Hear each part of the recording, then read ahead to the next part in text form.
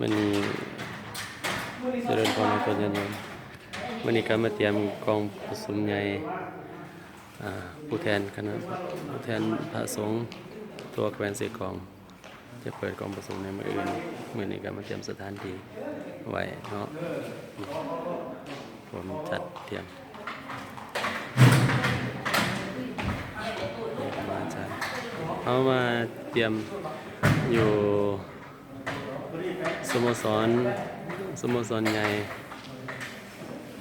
ของว่าการปกครองแขวงเสกองใช่ละพายติใช่ละเออพายติไม่ใช่ละโอ้พายติมาสมบัติเนาะ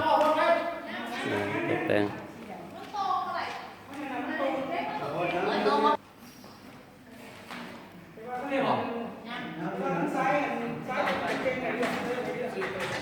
มันเป็นการประดับประดาตกแต่ง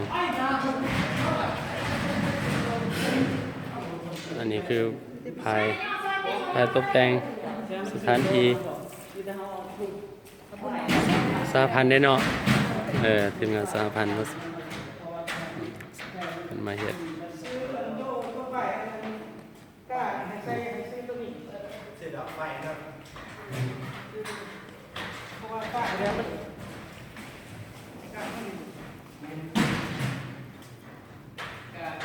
จัดตกแต่งสถานที่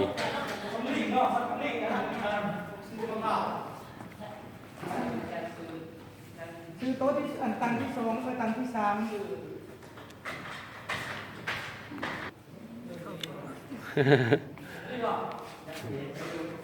อันนี้คือจะเฮ็ดกันได้ก็เฮ็ดโบบ่เพิ่นจะได้กันเฮ็ดกิฟโบเนาะกิฟโต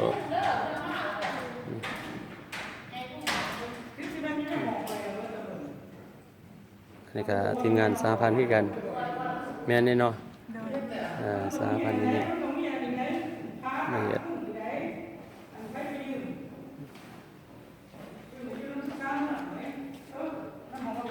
นี่สีมือแล้วเหลือน้อยเดียว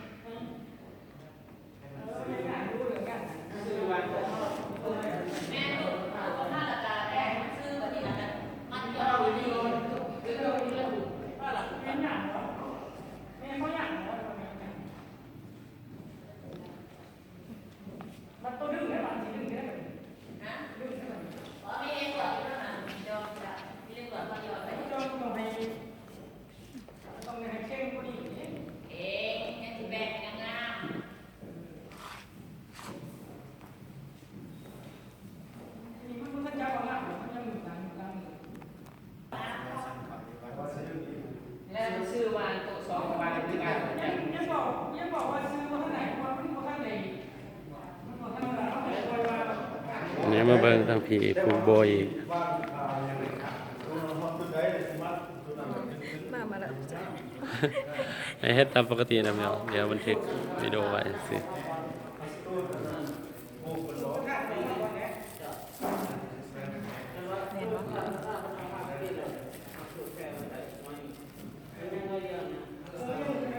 อายุเนาะแมวก็เป็นเนาะ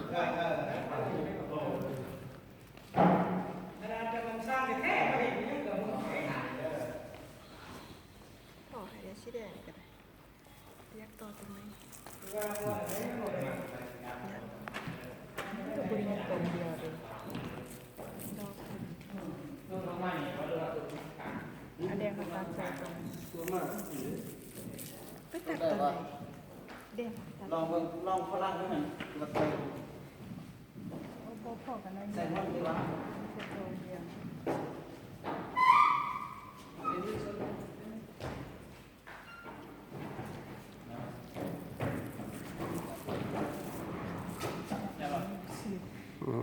ก็นั่นแค่ใหญ่เนาะ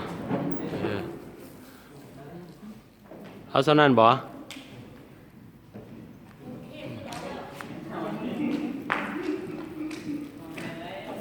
อันนี้หมูแล้วสูตรมันมาซื้อตัวรอดก็ดีสูตรได้ซื้อตัวรอดก็ดีแล้วก็ดี ว่างก็ได้มันจะโดดแล้ว เอาอย่างนั้นจัดที่จะซื้อนะจ๊ะ ตัวนี้สินะได้สิมาแม่เลยสิมาเดี๋ยวนี้นะตัวนี้ตั้งแล้วสั่งตัวแรกกินข้าวกินน้ำเลยไปเฮ็ดตัวเอาขึ้นเลยเนี่ย แม่ครูบาสร้างเขาแล้วน้อง บ่ยากดอกเฮาบ่ยากดอก แม่ลูกยิ้วเขาแม่บ้าบ้าจัดเลย แล้วแต่ บอกอ่ะ อืม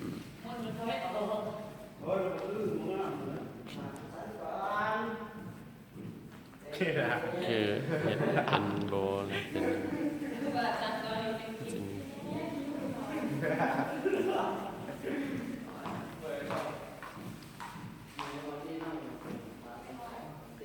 โมเมนต์11 โมงครึ่งแล้วมั้งไก่แหละ ถ้าก็10 โมง 11 โมง ไก่สิเพิ่งคือว่าไก่โมงกันเขาไก่โมงเป็น3เพลง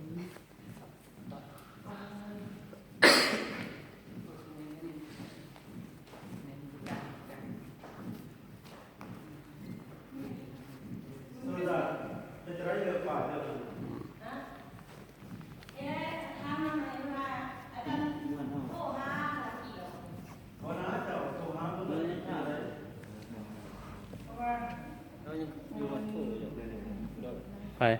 เพราะปู่ก็ยังอยู่คนเดียวคนยังชิตรวจด้วยกัน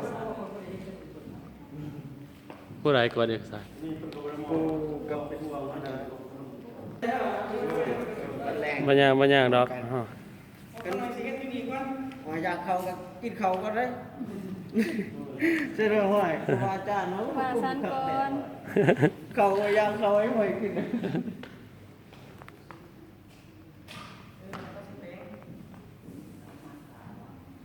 อันนี้แผนกตกแต่ง เดี๋ยวเราอยากเข้าเอามือเอาเข็มแทงมือก็ได้ เอ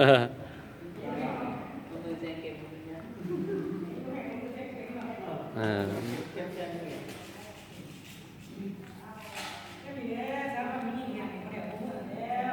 แม่นบ่โอ้ยคือเราประสอบหน้าที่ดีขนาดแท้ อันแนวแล้วมันจังไปแน่ นี่หัวหน้าเพิ่นมากำกับเองเนาะ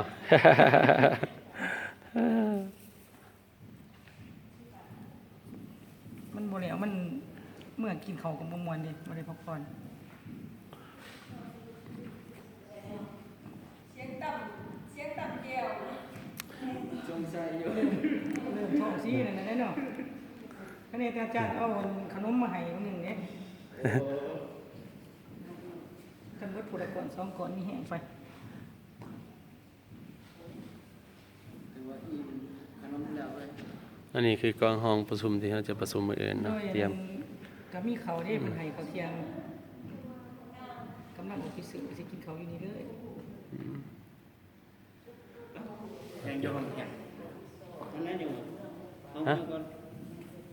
แล้วกูชิมก่อน